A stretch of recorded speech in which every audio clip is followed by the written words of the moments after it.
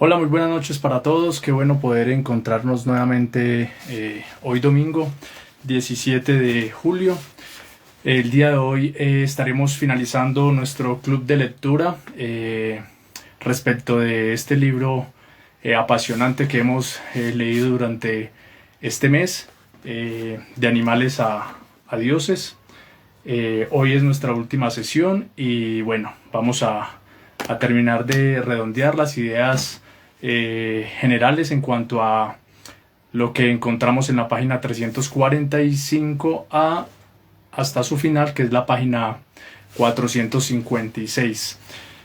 Les invito para que puedan darle me gusta a los videos allí en Instagram, Rigorífico Poesía, y podamos también ir al canal de YouTube, Rigo Estrada aparece, y también darle compartir y me gusta y suscribirse al canal.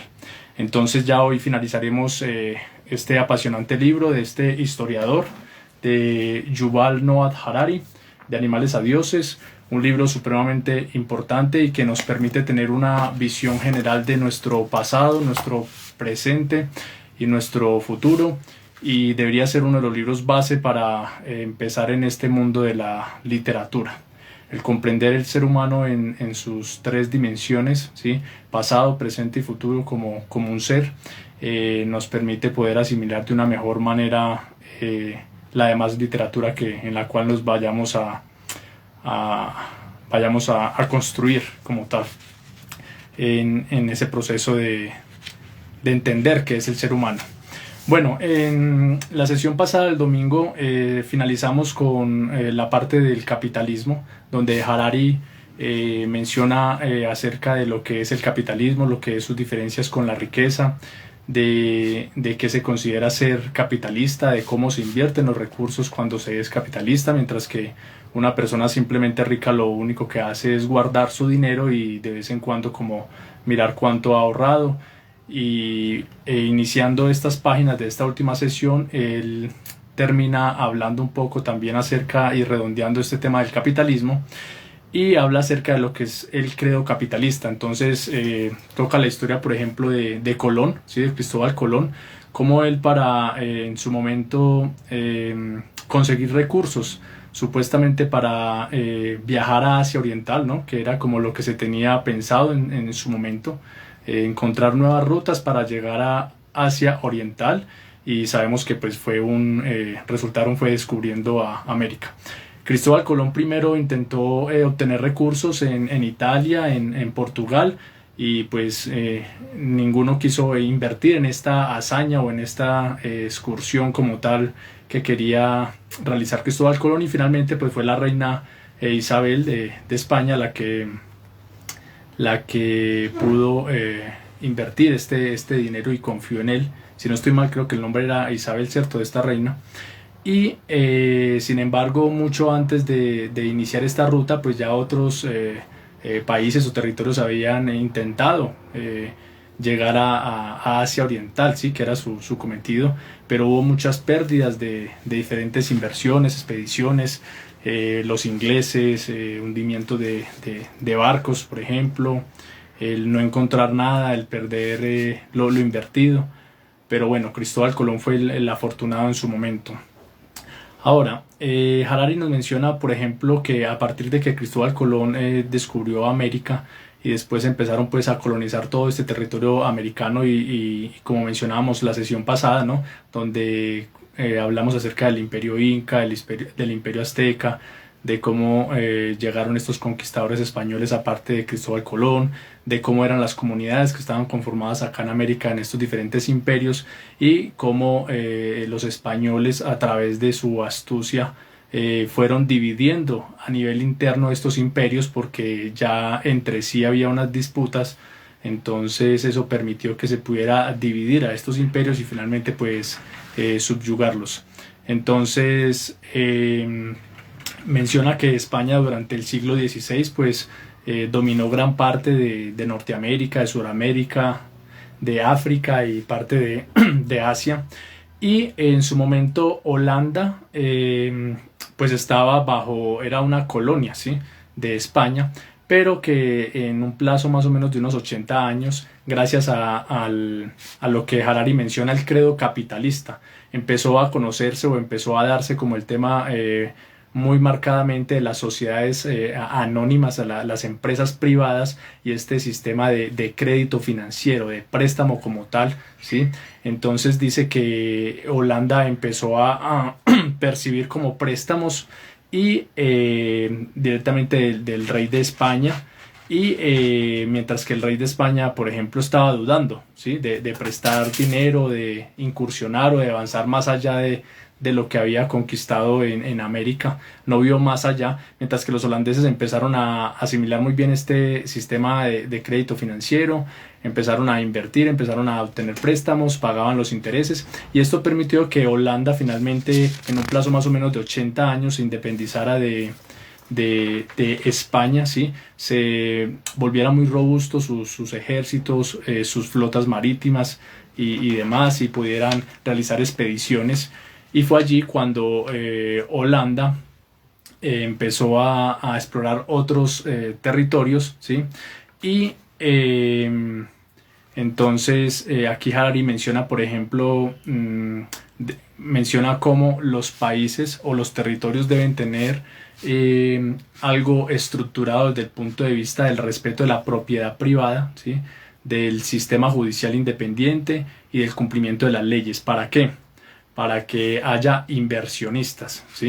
Entonces es lo que hoy en la actualidad siempre se habla, ¿no? O escuchamos, que dependiendo de los gobiernos, dependiendo de los políticos que estén gobernando determinado país, pues va a haber una confianza inversionista, ¿sí? Va a haber ese plus de que las empresas, de que las multinacionales puedan llegar al país e invertir. Entonces esto no es algo nuevo, ¿sí? Esto es algo que ya viene desde de antaño, y esto es lo que menciona Harari de cómo pasaba esto en Francia, en Holanda, y menciona, por ejemplo, que da unos ejemplos de lo que pasó con España en algún momento, como tenía guerras, y España lo que hacía era como no pagar lo que hoy conocemos, por ejemplo, la deuda externa de cada país, ¿sí? No pagaba intereses, ¿sí? A quienes le habían prestado dinero al gobierno o al rey de España para poder llevar a cabo las guerras contra Francia, contra los turcos. Entonces empezó a quedar mal el gobierno español como tal, o el rey de España en este tiempo, y esto permitió entonces que fuera como decayendo este reinado de España. Y acá menciona algo bien importante de Holanda. Caso contrario, se independizó y fue creciendo, ¿sí? Porque sí pagaba los intereses a los prestamistas, invertía en el dinero y demás, y finalmente Holanda invierte o compra una isla, ¿sí? Y esa isla resulta que es lo que conocemos hoy en día como Manhattan. Entonces, ¿quiénes fueron las personas que compraron o invirtieron en esta isla en su momento? Pues fueron los holandeses, ¿sí? Que es lo que conocemos hoy como Manhattan, y en su momento pues estaban, ya después dice que hubo una pelea, unos conflictos entre los indios y entre los ingleses, y finalmente los ingleses se quedaron con esta isla, ¿sí? Y más adelante pues ya sería lo que es Nueva York, ¿sí? Entonces de ahí viene como la historia de la isla de Manhattan, a través de los ascendentes ingleses, los indios y los holandeses. Y de esta manera también menciona Harari que Holanda, a través de las empresas por acciones privadas, ¿sí? Una muy conocida que él menciona allí, que es la VOC, VOC, dice que a través de estas empresas privadas se financió para que finalmente pudieran conquistar Indonesia, ¿sí? En su momento. Y bueno, y ya más adelante pues se menciona de cómo los holandeses perdieron Nueva York o Manhattan como lo conocemos el día de hoy, ¿sí? Y las razones pues las guerras y demás. Y ya después Harari menciona de una de las crisis financieras más difíciles que ha atravesado la humanidad, o especialmente Europa, ¿sí? La mayor crisis financiera de Europa del siglo XVIII, y se conoce como la burbuja del Mississippi. Entonces acá hay algo bien importante porque se va a mezclar la empresa privada, se va a mezclar la parte pública, el Estado, y se va a mezclar como la corte del rey Luis XV de Francia. Entonces vamos a ver cómo la importancia de que haya independencia, ¿sí?, del sector privado y en diferentes entidades del Estado en la actualidad, cómo es importante para que pueda ser financieramente viable como un país, no solamente desde lo económico, sino desde lo político, desde lo social, desde lo cultural. Y ya vamos a traer a colación este ejemplo de lo que pasó en su momento con esta crisis financiera del siglo XVIII, que se conoce como la burbuja del Mississippi. ¿Y en qué consistió esta burbuja del Mississippi? Resulta que había una compañía que se llamaba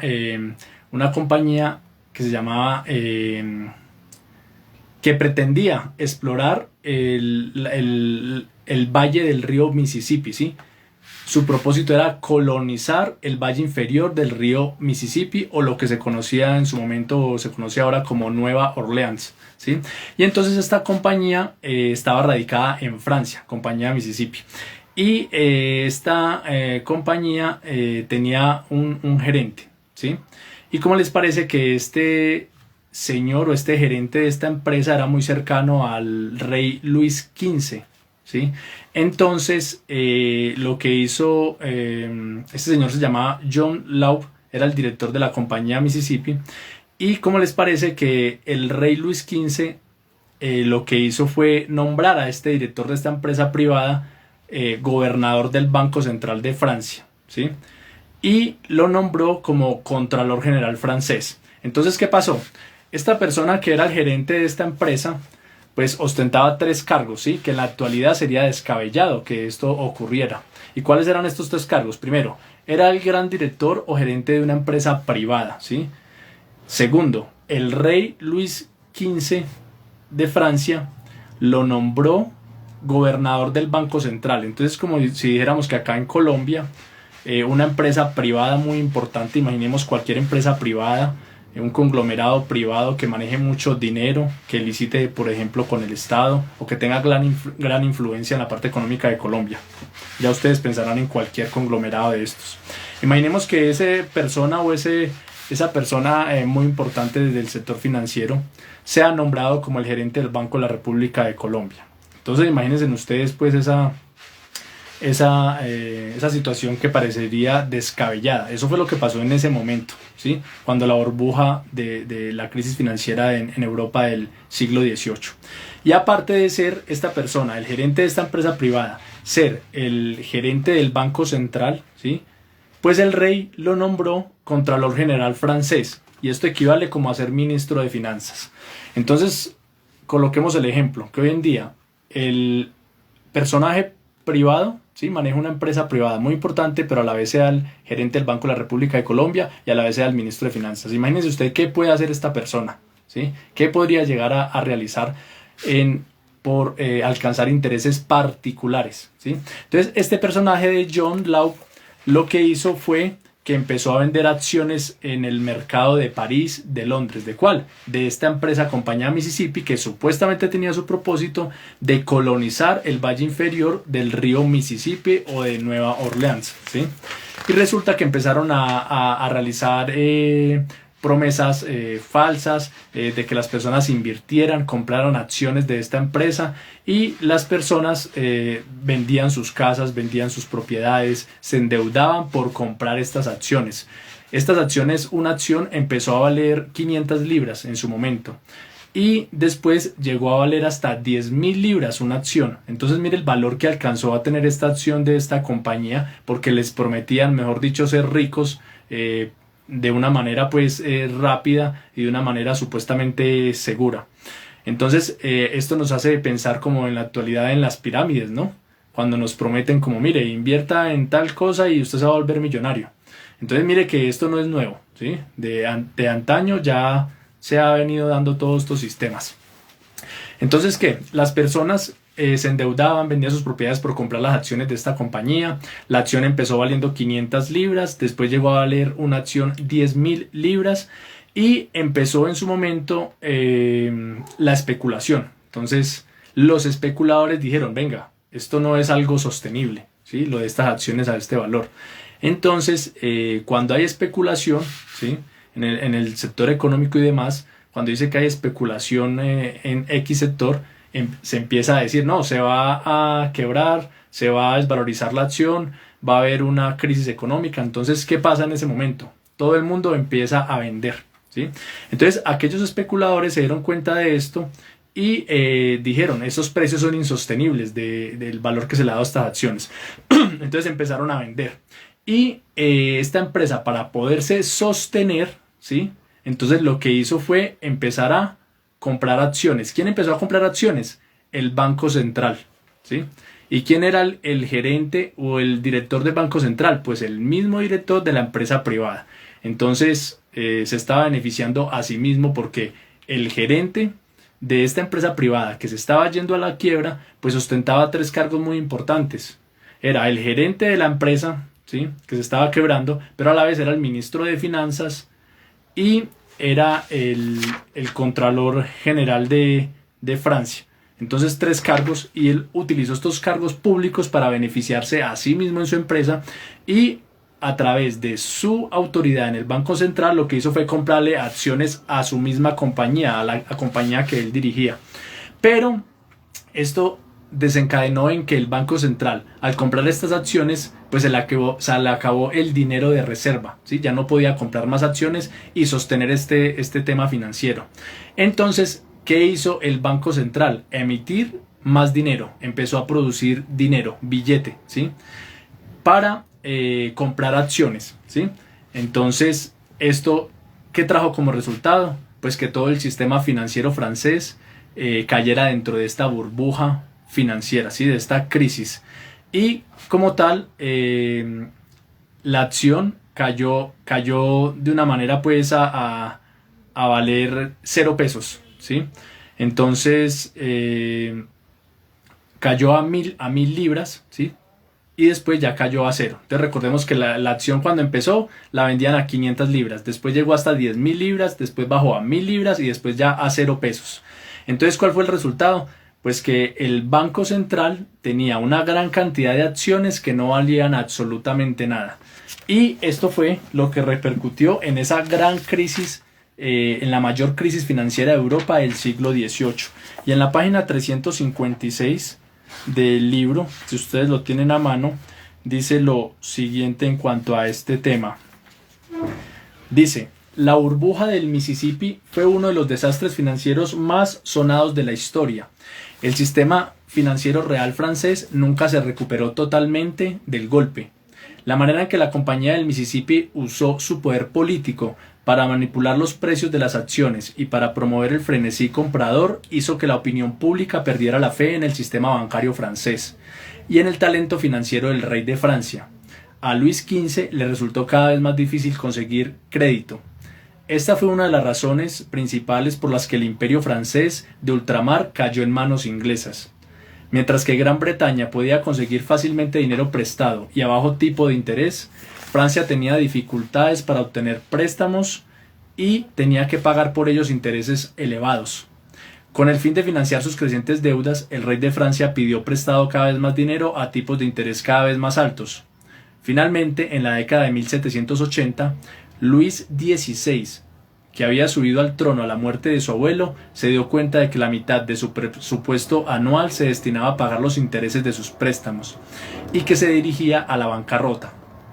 De mala gana, Luis XVI convocó en 1789 los Estados Generales, el Parlamento francés, que no se reunía desde hacía un siglo y medio, con el fin de encontrar una solución a la crisis. ¿Y saben qué desencadenó esta crisis? Así empezó la Revolución Francesa. Entonces, esto nos deja unas lecciones muy importantes de cómo debe haber independencia, ¿sí? En los sectores económicos como tal, ¿sí? Vemos que acá se beneficiaron, este personaje, este rey Luis XV, junto con este personaje John, pues lo que hicieron fue una moñona. Y debido al gran poder, a mayor poder, pues mayor riesgo, ¿sí?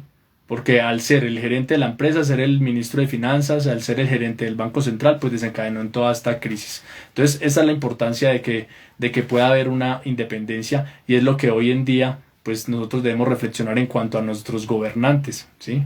Detrás de cada uno de los congresistas, de nuestros gobernantes de nuestro país, ¿qué hay detrás de ellos? ¿Qué empresas hay? ¿Dónde invierten ellos su dinero?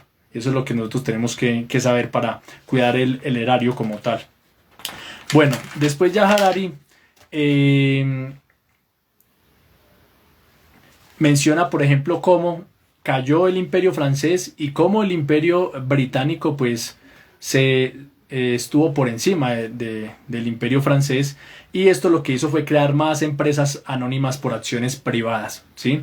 Y básicamente allí redondea como en cuanto a ese tema, y ya viene otra parte en el libro donde se habla de la guerra del opio. Si hemos escuchado sobre la guerra del opio, Harari toca acá una parte bien importante, y esto él menciona, vamos a ver cómo el señor, el gran dinero, ¿sí?, que es quien subyuga al ser humano como tal, vamos a ver cómo se dio en esta guerra del opio, ¿sí? Y esto ocurrió entre 1840 y 1842. Resulta que Gran Bretaña empezó a trasladar o a llevar opio como tal a China, ¿sí? Entonces China, pues la gran mayoría de gente se volvieron adictos, y al haber una adicción, un problema de salud pública y demás, pues empezó a haber una crisis en China como tal. Entonces China, para contrarrestar estas embarcaciones que llegaban de Gran Bretaña y que llegaban como con estos productos del opio como tal, crearon unas leyes que prohibían el opio en China.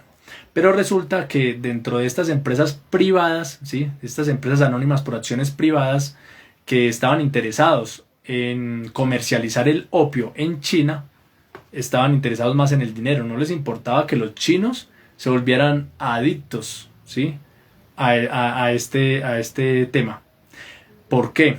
Entonces Gran Bretaña empezó a contrarrestar las leyes que creó China para que no dejaran entrar el opio, y resulta que empezaron como a una guerra, ¿sí?, de libre comercio con China, y detrás de estas empresas privadas resulta que había parlamentarios de Gran Bretaña interesados en este tema. Entonces se aprovechaban de sus cargos públicos para beneficiarse de manera particular. Entonces es como si hoy en día en un tema de infraestructura, de carreteras o de algo similar, existiera un político en el Congreso y pues vaya y vote a favor de determinadas leyes para beneficiarse en el sector del cual hace parte. Entonces acá no estamos viendo nada novedoso, ¿cierto? Siempre ha habido la triquiñuela, siempre ha habido los intereses particulares desde antaño. Entonces acá vemos cómo en la guerra del opio desencadenó este tema, y nos deja la reflexión en cuanto a esto de China. Ahora, ¿qué dice Harari? No hay independencia de los países, ¿sí? Y no hay independencia básicamente por muchos factores, pero uno de ellos es la deuda externa. Entonces aquí coloca el ejemplo de Egipto versus el imperio británico, ¿sí?, de cómo estaban tan endeudados Egipto, que eso permitió que el imperio británico pudiera extender sus dominios como tal. Y en la página 358 dice lo siguiente.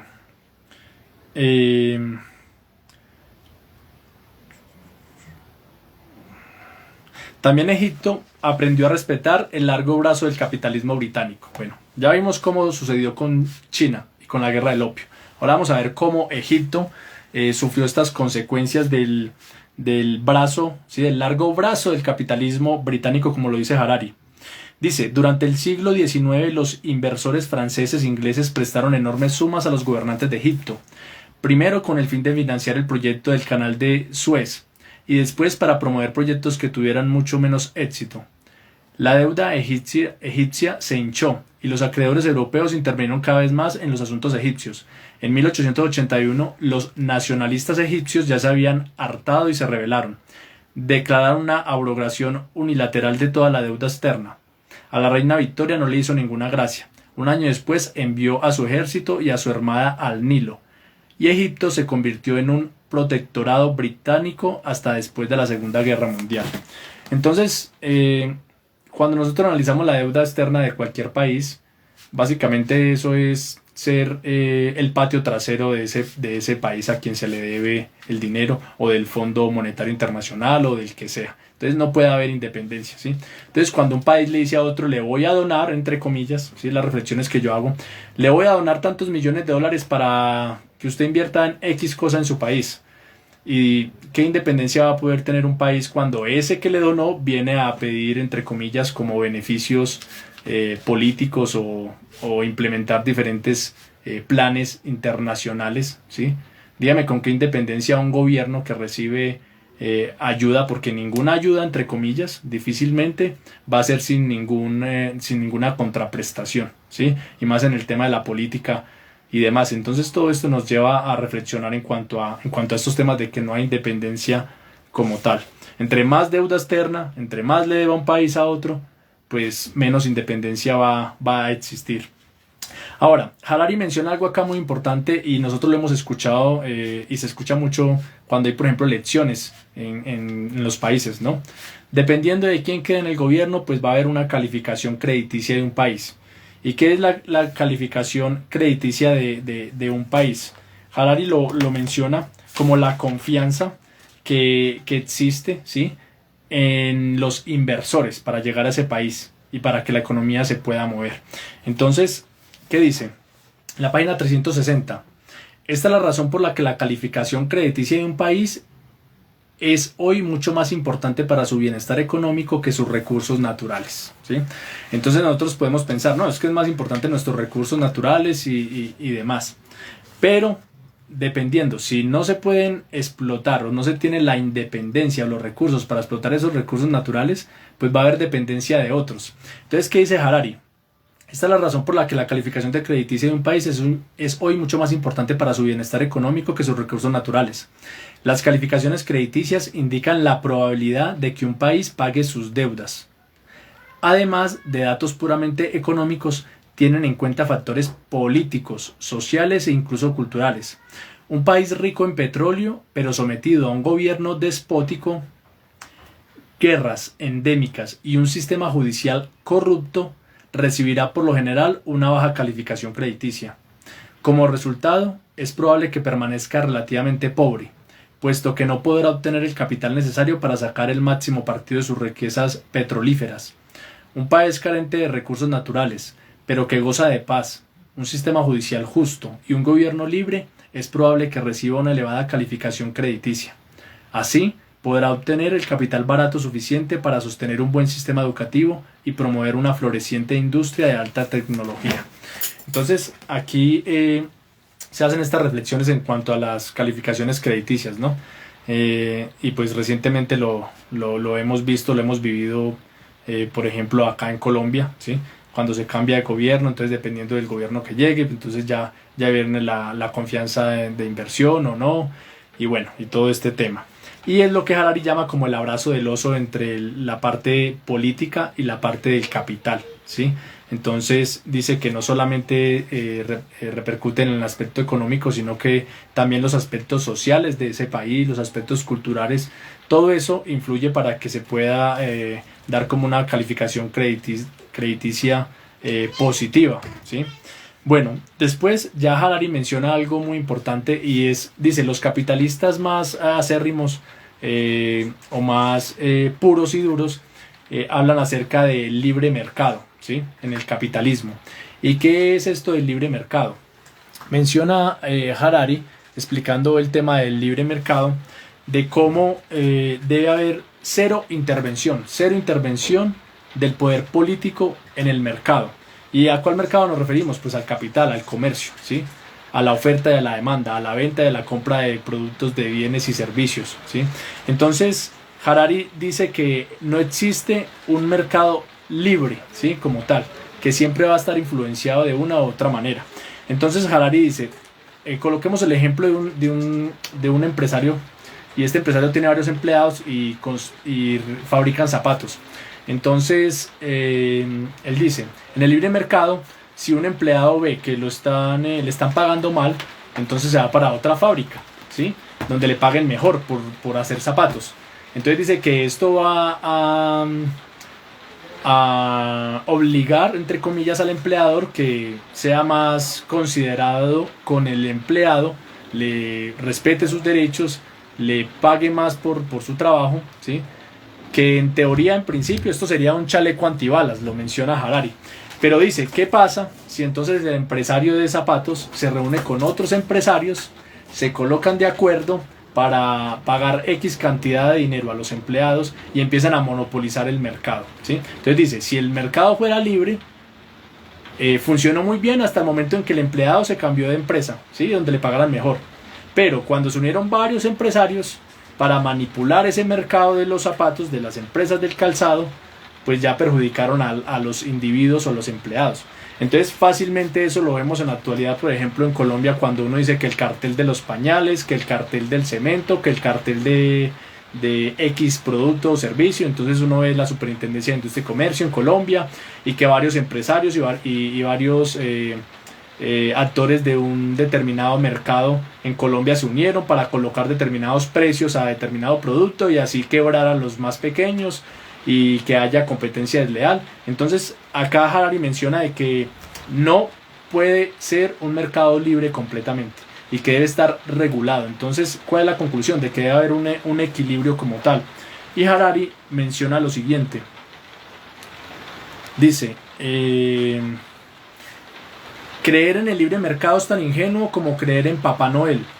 Simplemente no existe un mercado libre de todo prejuicio político. El recurso económico más importante es la confianza en el futuro, y dicho recurso se ve amenazado constantemente por ladrones y charlatanes. Por sí mismos, los mercados no ofrecen ninguna protección contra el fraude, el robo y la violencia. Es tarea de los sistemas políticos asegurar la confianza mediante la legislación de sanciones contra los engaños y el establecimiento y respaldo de fuerzas de policía, tribunales y cárceles que hagan cumplir la ley. Cuando los reyes no cumplen su tarea y no regulan de modo adecuado los mercados, esto conduce a la pérdida de confianza, al crédito menguante y a la depresión económica. Esa fue la lección que enseñó la burbuja de la Compañía del Mississippi de 1719, que fue lo que acabamos de ver. Y, para quien la haya olvidado, se le recordará la burbuja inmobiliaria de Estados Unidos de 2007 y el hundimiento del crédito y la recesión subsiguientes. Entonces, ¿qué habla acá Harari? Dice, debe haber una regulación, ¿sí?, del poder político, del Estado. Pero resulta que al Estado llegan hombres que también tienen intereses particulares, ¿sí? Y entonces empieza a haber este tema de que se benefician, de que tienen inversiones en determinadas empresas. Cuando llega un político al Estado, ¿quién lo patrocinó? ¿Cómo llegó ese político? ¿Qué multimillonarios, qué millonarios, qué empresas le dieron dinero para sus campañas? Realmente va a haber una independencia de este político a la hora de legislar para regular de una manera coherente y equilibrada el mercado, o va a legislar o apoyar para que ciertos sectores económicos se beneficien. Entonces, bien importante lo que dice Harari acá en cuanto al mercado libre, de cómo debe tener su regulación, de cómo debe haber un sistema judicial independiente, ¿sí?, y lo que conocemos como las tres ramas del poder público como tal. Bueno, ya Harari menciona, por ejemplo, de cómo el mercado de la comercialización de esclavos, que ya lo veíamos en otra sesión, dice que estas compañías, ¿sí?, este capítulo o estas páginas de esta última sesión del libro de Harari se concentra mucho en hablar de las empresas privadas, de estas empresas o compañías privadas de acciones como tal, y empezamos a ver el concepto o analizar este concepto de las acciones, del mercado de valores y demás. Y mencionaba de cómo estas compañías, por ejemplo, traficaban o comercializaban esclavos de África y demás, y no les importaba como su salud, no les importaba nada, solamente era el dinero, ¿sí? Y de cómo esto tenía inclusive un valor en los mercados de valores de Ámsterdam, de Londres y de París, ¿sí? Entonces, algo que podríamos hoy en día criticar de manera tajante, en su momento era muy normal que se disfrazara o se camuflara la comercialización de esclavos a través de acciones o de valores en las partes más importantes del mundo, como son las bolsas de valores de Ámsterdam, de Londres, de París, de Nueva York, bueno, etcétera. Entonces, Harari menciona que hay un inconveniente en cuanto al capitalismo, ¿sí? Entre los muchos que se podrían mencionar. Y uno de ellos es el que ya hemos mencionado, donde dice que no puede ser completamente libre. Y acá Harari dice en la página 364, este es el pequeño inconveniente del capitalismo de libre mercado. No puede asegurar que los beneficios se obtengan de manera justa o que se distribuyan de manera justa. Por el contrario, las ansias de aumentar los beneficios y la producción impiden ver a la gente cualquier cosa que se interponga en el camino. Cuando el crecimiento se convierte en un bien supremo, no limitado por ninguna otra consideración ética, puede conducir fácilmente a la catástrofe. Algunas religiones, como el cristianismo y el nazismo, han matado a millones de personas debido a un odio ardiente. El capitalismo ha matado a millones debido a una fría indiferencia ligada a la avaricia. El tráfico de esclavos del Atlántico no surgió de un odio racista hacia los africanos. Los individuos que compraban las acciones, los agentes que las vendían y los gestores de las compañías del comercio de esclavos rara vez pensaban en los africanos, así como tampoco lo hacían los propietarios de las plantaciones de caña de azúcar. Muchos propietarios vivían lejos de sus plantaciones y la única información que pedían eran libros contables claros de ganancias y pérdidas. Entonces allí ya Harari menciona sobre diferentes masacres, ¿sí? En nombre del capitalismo salvaje, del libre mercado, donde supuestamente no debe haber una intervención por parte del Estado, y menciona algunos ejemplos de masacres por el capitalismo, como en Indonesia, ¿sí? O la gran hambruna de Bengala, o las masacres que existieron en su momento en el Congo, ¿sí? A través de cuando se utilizaba esclavos para extraer caucho, ¿sí? Como tal, e inclusive si no rendían los esclavos, se les exigía que debían tener cierto rendimiento o cierta producción en su trabajo estos esclavos, y si no rendían, no los despedían, no, les cortaban los brazos como tal, ¿sí? O los mutilaban como tal parcialmente. Entonces aquí Harari hace una crítica fuerte en cuanto al capitalismo salvaje, puro y como tal libre, ¿sí? Donde no hay intervención por parte del Estado.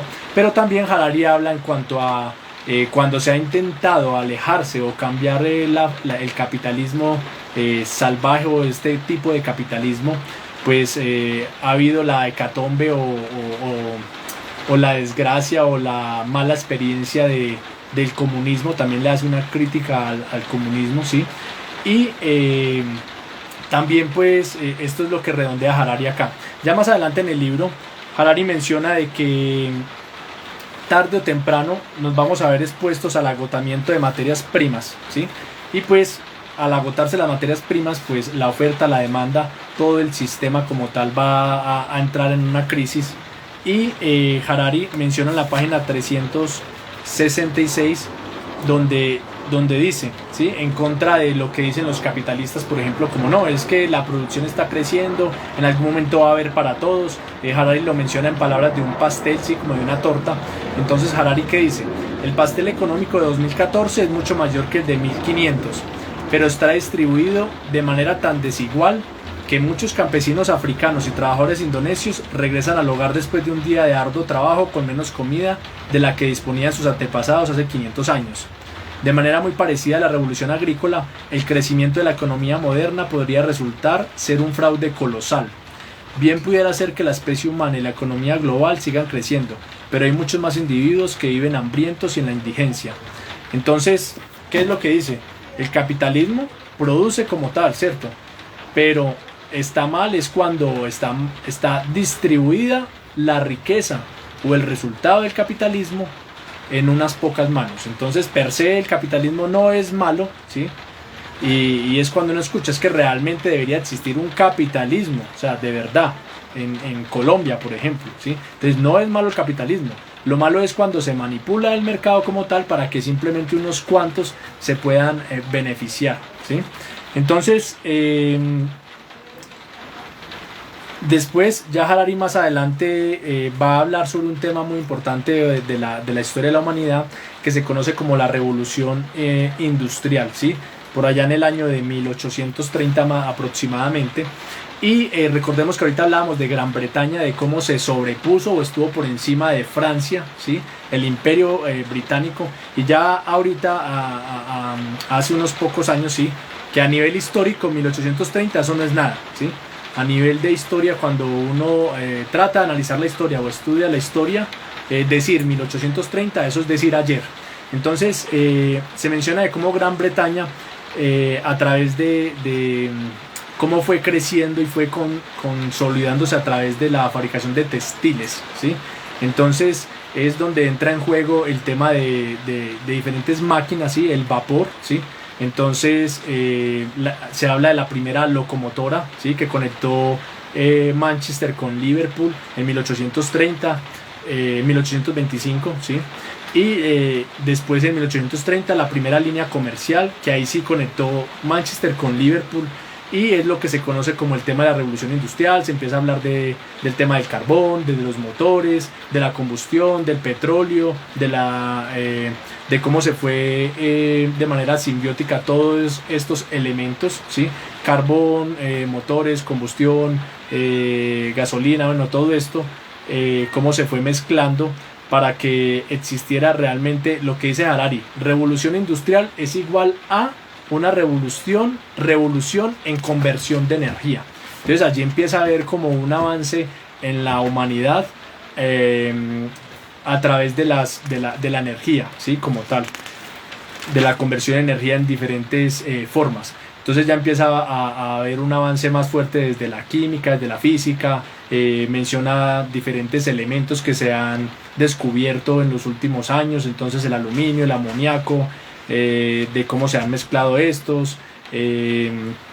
Habla también de cómo en su momento era más importante, por ejemplo, el metal o el aluminio que inclusive el oro. Y bueno, empieza a hacer como toda este tema de general de un recorrido histórico por la revolución industrial. Después, ya más adelante, Harari pasa a un tema que es la mecanización de los animales. Entonces habla de cómo las gallinas, los puercos, las vacas, los pollos, cómo se industrializa todo, ¿sí? Gracias a este avance tecnológico. Pues por otro lado viene la cosificación, que sería en términos de Ernesto Sábato, la cosificación o el utilizar la tecnología por un lado para beneficiar a la humanidad, pero por el otro lado para volverlos un autómata, ir en contra del sistema moral, ético, de humanidad. Entonces empieza a hablar de cómo el ser humano se olvidó de que los animales son seres que sienten dolor, ¿sí? Y empezó a sacar máquinas para sacar provecho, de cómo empiezan a aprovecharse de los animales, de la manera en que viven, de cómo inventan máquinas para amamantar a las vacas. Bueno, un poco de lo que hablamos en otra sesión de este libro en su momento, cuando hablábamos de los puercos, de las vacas, de cómo creaban diferentes escenarios para que estos no se movieran, la manera de vivir para que su carne fuera suave y tuviera en el plato un bistec rico y delicioso, el comensal, bueno, etcétera. Y ya Harari menciona cómo científicamente se ha comprobado que los animales no solamente sienten dolor físico, sino malestar emocional. Y aquí ya empieza Harari a hablar desde el punto de vista de estos experimentos científicos, y habla de un experimento que se realizó en su momento con unos monos, ¿sí? Entonces hay una foto, ¿sí? Hay una foto acá en este libro de un experimento que les voy a mencionar. Les voy a mostrar la foto, pero ya para mostrar la foto les voy a hablar primero del experimento. ¿En qué consistía este experimento? Había unos monos y en el experimento un psicólogo construyó como un mono, una réplica de un mono, ¿sí? Un muñeco como tal. Entonces en una parte de ese mono tenía como su tetero como de leche para darle a los monitos, ¿sí? Pero este mono era de trapo, ¿sí?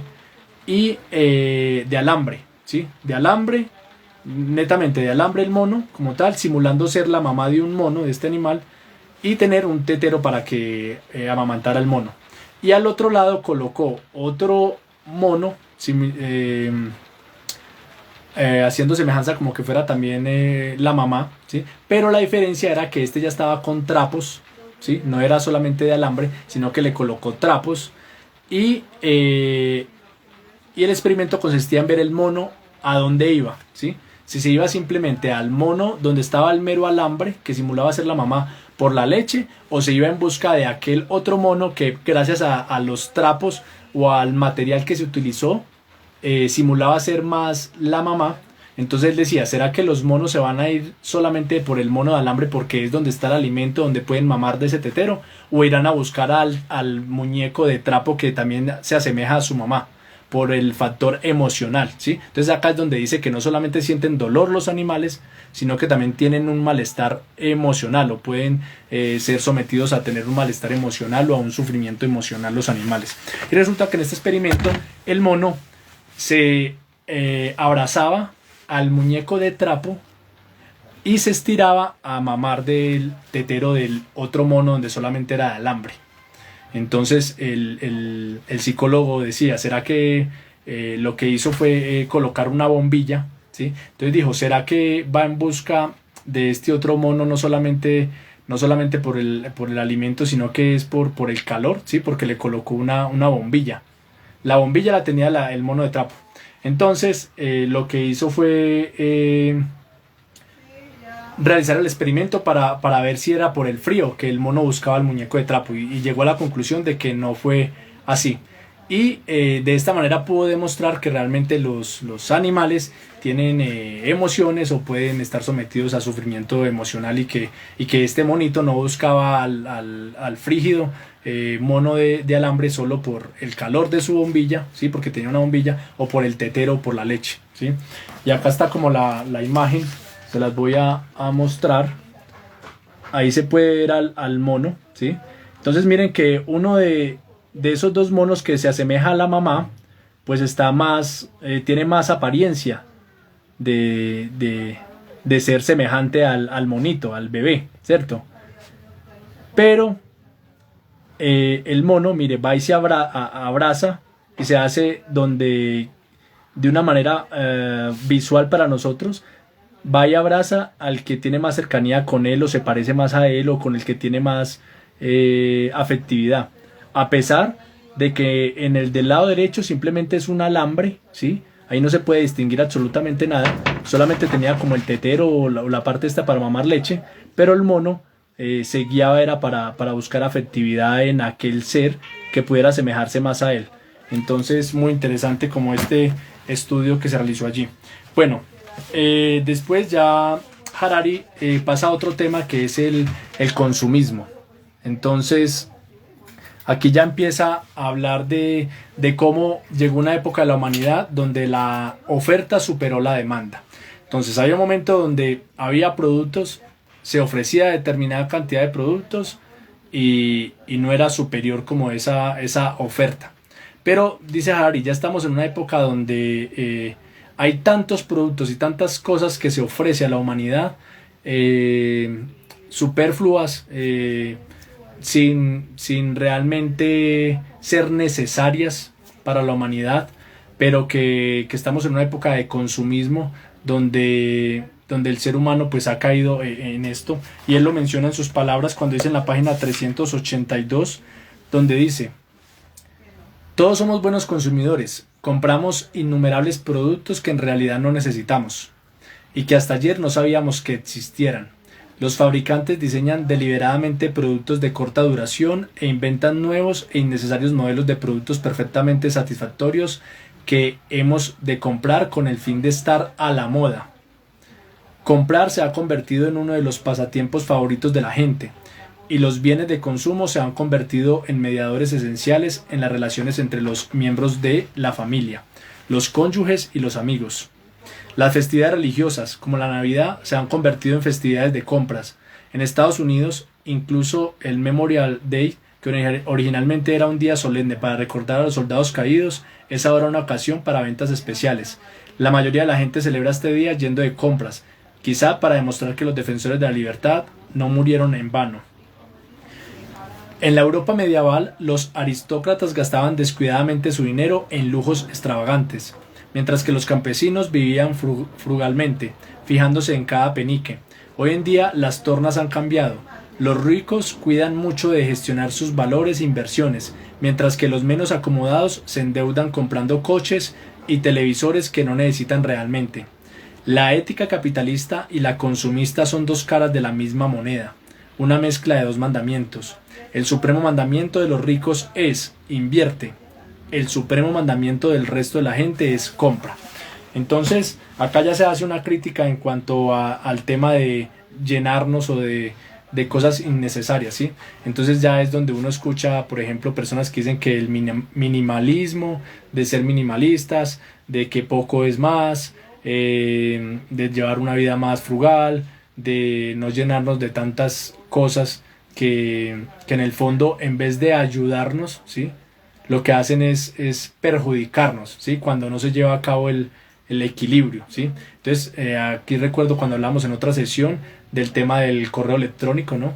Dice que ya hoy en día pues usted escribe un correo electrónico y ya si la otra persona está conectada en internet, entonces usted está esperando que le responda rápido. Entonces esa dependencia en cuanto a estas cosas, en cuanto a la tecnología, en cuanto a tantas cosas que en vez de hacernos más libres nos hacen más dependientes.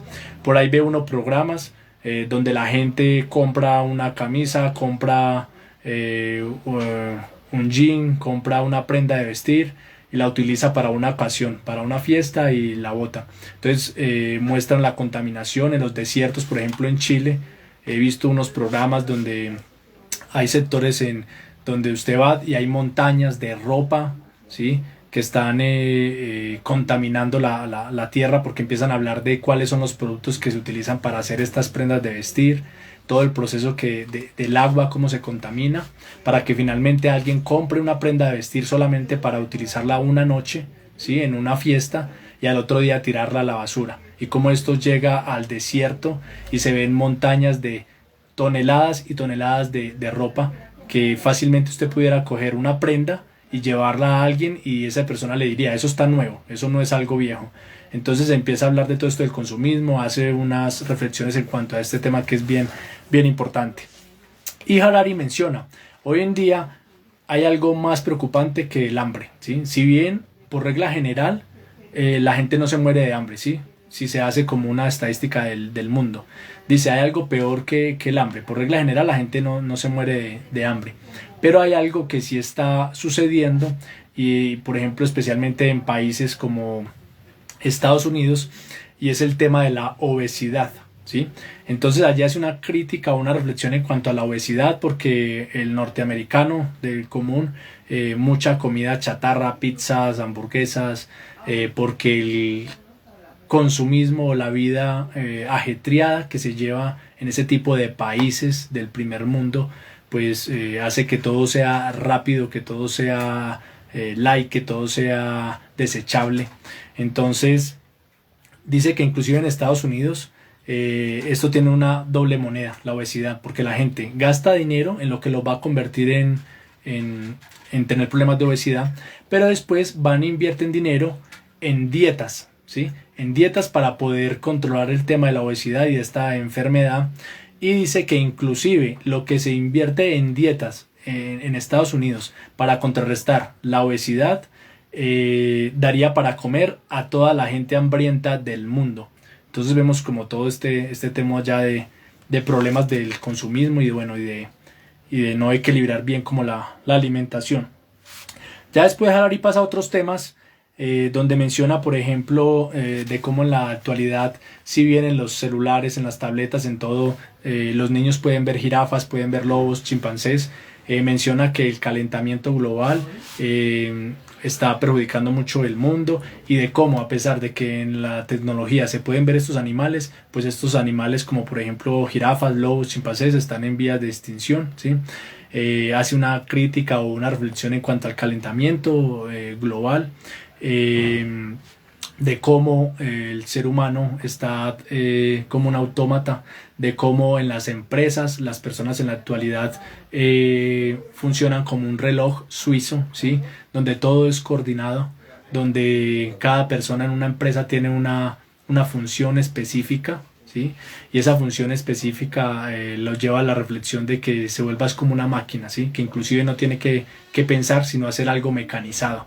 Y eso no permite que inclusive pueda crecer como ser humano, esa persona que está ahí como empleado, sino que es una pieza más de una máquina, ¿sí? Entonces, aquí él hace una reflexión muy importante en cuanto a la destrucción de la familia, ¿sí? Dice cómo este sistema y estos pasos agigantados de la tecnología, de los avances científicos y todo esto, por otro lado, ha repercutido en la destrucción de la familia. Y dice algo bien interesante acá en la página 395, si ustedes tienen el libro a la mano, dice: la liberación del individuo tiene un precio. Entonces, la tecnología, los avances científicos, ¿sí? El no tener yo que lavar la ropa a mano, sino que existe la lavadora, el no tener que ir a la empresa a colocar las cartas en físico y gastar tiempo en eso, sino que hacerlo a través de mi computador, de mi celular, de mi tableta. Todas esas cosas permiten que yo sea libre como individuo. Pero, ¿qué dice Harari? La liberación del individuo tiene un precio.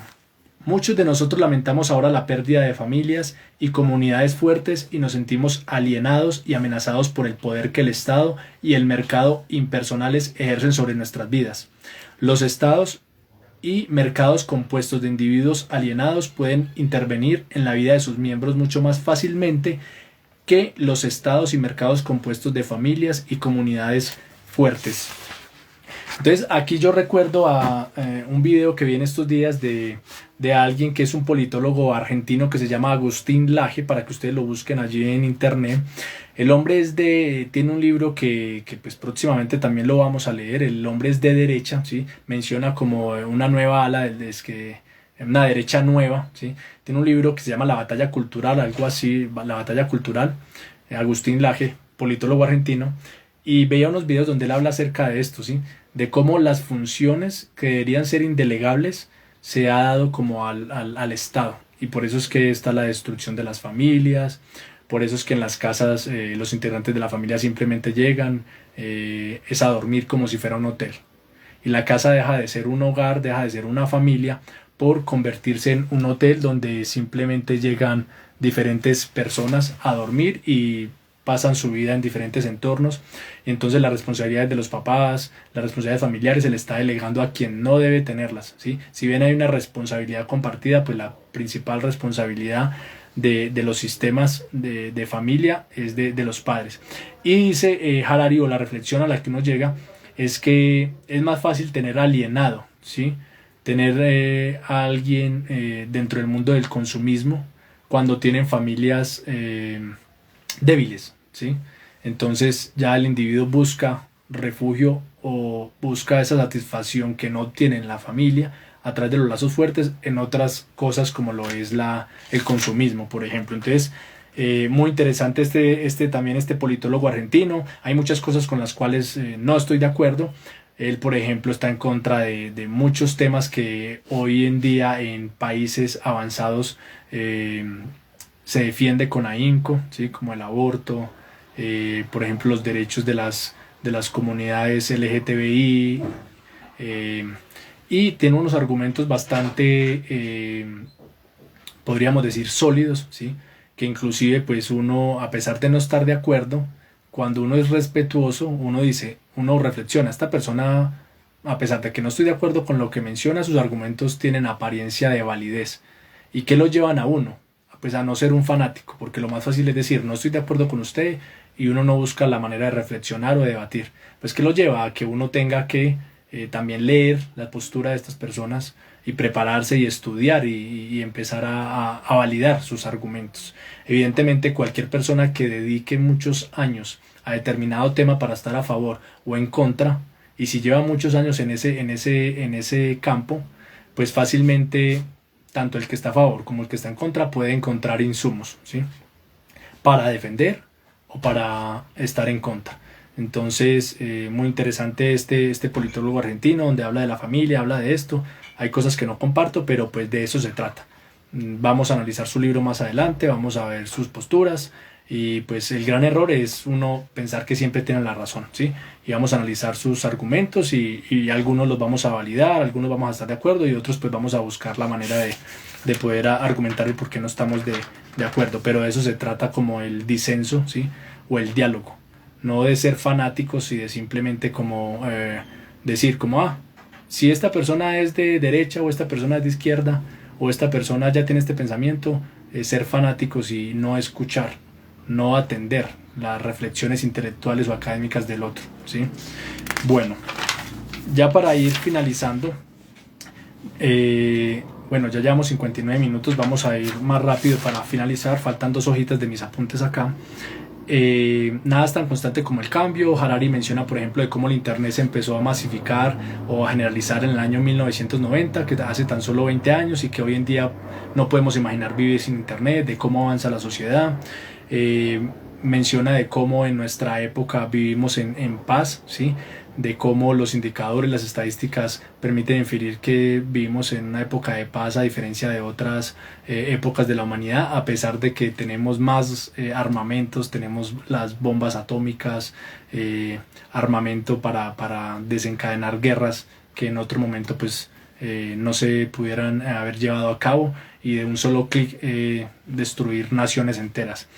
Bueno, ya después Harari menciona en cuanto a cómo fueron desapareciendo los imperios, cómo desapareció el imperio soviético, el francés, el británico.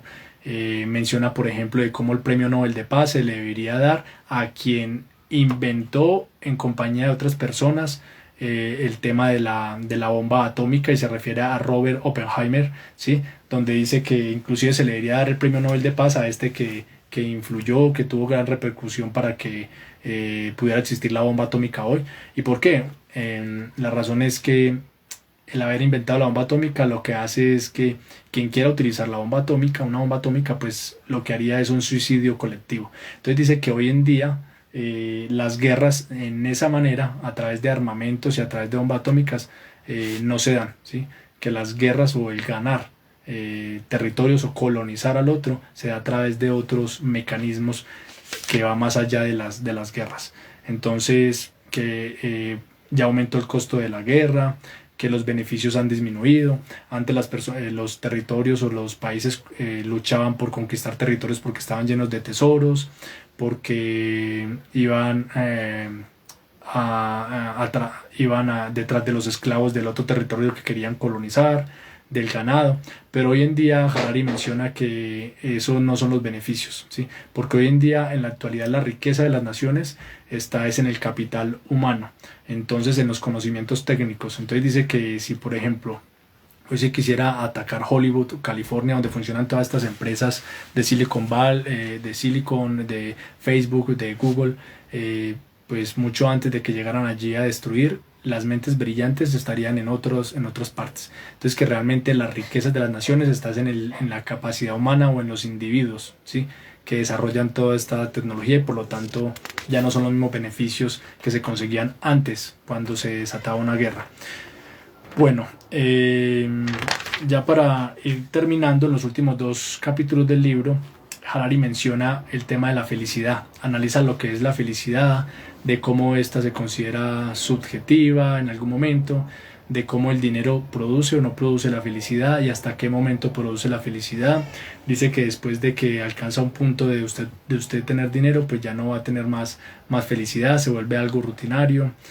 Habla de la felicidad versus la salud, de cómo las enfermedades influyen en ello, de cómo hace un análisis de personas que tienen familias sólidas y demás, pueden ser más felices que incluso aquellos que tienen dinero, ¿sí? Hace una crítica en cuanto a la felicidad que trata de vender el mundo a través de las redes sociales, de Facebook, de Instagram, por ejemplo, de cómo estas plataformas venden la felicidad. Y entonces un jovencito piensa que la felicidad, o mide su felicidad en razón a los modelos que aparecen allí, a los actores, a los millonarios, a esa vida de ricos, de millonarios. Y entonces también hace esa crítica en cuanto a eso y cómo esto repercute en que muchas personas puedan vivir frustradas o puedan tener una percepción errónea lo que es la felicidad o la felicidad fácil o a través de simplemente el dinero. También analiza la felicidad desde la bioquímica, ¿sí? Habla de la serotonina, de la dopamina, de la oxitocina. Entonces empieza a hablar desde la parte científica de cómo determinados medicamentos producen felicidad. Entonces dice que finalmente si usted puede alterar su cerebro a través de medicamentos o esto, usted puede generar felicidad. Entonces hace una reflexión en cuanto a esto, tal vez una crítica, ¿sí? Positiva o negativa, dependiendo de... Hace alusión al famoso libro de Aldous, Un Mundo Feliz, de Aldous Huxley, creo que se pronuncia, que es bien conocido ese libro, ¿no? Donde los personajes les daban unas píldoras y eso los mantenía felices. Bueno, básicamente ese capítulo 19 habla acerca de la felicidad y en sus diferentes contextos. Y ya el último capítulo del libro finalmente habla del final del Homo sapiens.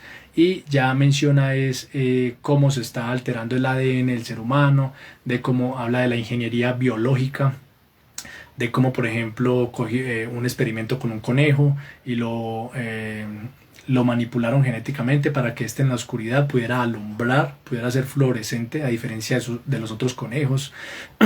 Mencionan por ejemplo experimentos científicos con ratones, donde en su parte del dorso le colocan al extraer cartílagos de una vaca y se los aplican a este ratón, hacen que le crezca una oreja en el dorso al ratón. Entonces habla ya de la reflexión que por ejemplo si a una persona pues le falta una oreja, entonces los avances científicos que a través de cartílagos de diferentes animales se puede reemplazar la oreja del ser humano, como un ejemplo. Ya habla por ejemplo de cómo la manipulación en diferentes animales, como el topillo, ¿sí? Un animal que por genética es de varias parejas, ¿sí? A la poligamia, ¿sí? Y dice cómo alteraron científicamente este animal, lo manipularon genéticamente para que actúe conforme a la monogamia. Y aquel que era un Don Juan en su momento con varias parejas, ya hacen que sea solamente fiel a una pareja. Entonces ya es una reflexión en cuanto al ser humano. Si esto hacen con los seres humanos, con los animales, que se podría hacer con los seres humanos. Habla de la vida biónica, ¿sí? De cómo se está tratando de insertar chips en los cuerpos de una mosca para, por ejemplo, con estrategias militares, brazos biónicos en humanos. Y finalmente hay una reflexión en la página 442 que dice, que es bien importante, dice, el genoma del ratón contiene unos 2.500 millones de núcleos bases. El genoma del sapiens, o sea de nosotros, son 2.900 millones de bases. Es decir, este último, o sea nosotros, es un 14% mayor del que el ratón. A mediano plazo, quizá en unas pocas décadas, la ingeniería genética y otras formas de ingeniería biológica quizá nos permitan realizar alteraciones importantes no solo en nuestra fisiología, el sistema inmunitario y la esperanza de vida, sino también en nuestras capacidades intelectuales y emocionales. Si la ingeniería genética puede crear ratones que son genios, ¿por qué no humanos que sean genios? Si podemos crear topillos monógamos, ¿por qué no humanos programados para permanecer fieles a su pareja? Entonces ya empieza a haber una serie de reflexiones. Y finalmente, pues el proyecto actual, de los más ambiciosos que hay en la ciencia actualmente, es el que tiene que ver con el cerebro versus los computadores, los ordenadores. ¿Y cuál es ese proyecto? Dice, el más revolucionario es el intento de diseñar una interfaz directa en dos sentidos, cerebro-ordenador, cerebro-computador, que permitirá a los ordenadores leer las señales eléctricas de un cerebro humano y transmitir simultáneamente señales que el cerebro pueda leer a su vez. ¿Qué sucederá si estas interfaces se emplean para conectar directamente un cerebro a Internet? O para conectar directamente a varios cerebros entre sí, creando de este modo algo así como un Internet cerebral. ¿Qué puede ocurrirle a la memoria humana, a la conciencia humana y a la identidad humana si el cerebro tiene acceso directo a un banco de memoria colectivo? En una situación así, un cyborg podría, por ejemplo, recuperar los recuerdos de otro, no oír acerca de ellos, no leerlos en una autobiografía, no imaginarlos, sino recordarlos directamente como si fueran suyos propios. Entonces, acá pues nos deja una reflexión bastante grande en cuanto al tema de la ciencia y de lo que se está invirtiendo en la actualidad. Y por ejemplo habla de la programación informática. Los grandes programadores informáticos sueñan con crear programas que puedan evolucionar de manera independiente, ¿sí? Y que puedan interactuar en la red en el metaverso, en el mundo de la tecnología de una manera independiente. Entonces se habla de los riesgos de que estos programas puedan sobrepasar la capacidad para la cual el ser humano lo creó, ¿sí? Entonces, y ya para finalizar, el proyecto más ambicioso en este momento es el del cerebro humano, ¿sí? Entonces, no estamos muy lejos de que pueda verse la realidad del Frankenstein de aquella novela que hemos leído y que hemos disfrutado.